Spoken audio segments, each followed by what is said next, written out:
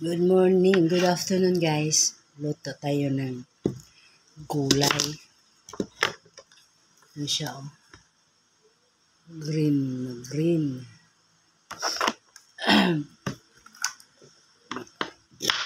Tayo ng gulay guys para gumaling. Nagka-upload ako.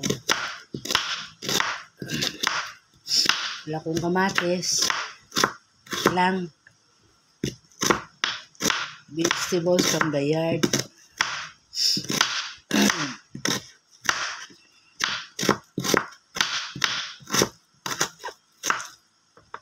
Luhan ko ng bagoong alamang.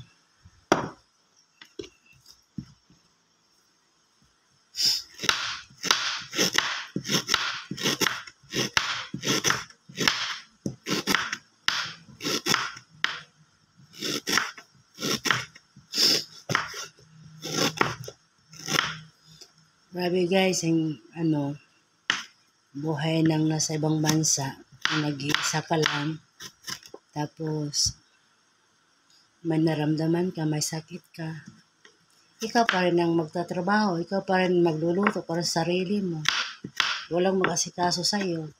Kaya kahit masamang pakiramdam, babangon ka talaga at kasi magluluto, asikasuhin mo po rin para sa sarili mo. Pag hindi ka bumangon, wala kang kakainin. Hindi.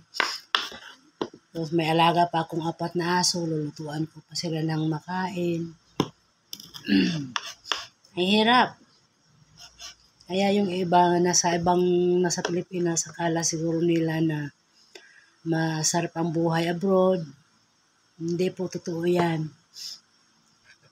Kasi dito, sarili mong sarili mong kamot. Magkasakit ka, ikaw pa rin ang mag-alaga sa sarili mo. Kahit may naramdaman ka, babangon ka pa rin. Hindi ka pwedeng magkatilihaya kasi sinong magluluto sa'yo? Sinong magpakain sa'yo? Kundi ikaw din. Kaya ito ngayon, ito sa akin, magluto ako ng gulay. Nag-harvest ako ng gulay sa bakuran ko. Ayan. Ano ko lang yan sa amin, tawag lauoy. Kuluan ko lang yan. Lauoy sa Bisaya. Mahirap guys, mahirap ang buhay namin dito. Lalo na, katulad ko na nag-iisa lang ako dito. Mahirap, lalo na kung may sakit. Really.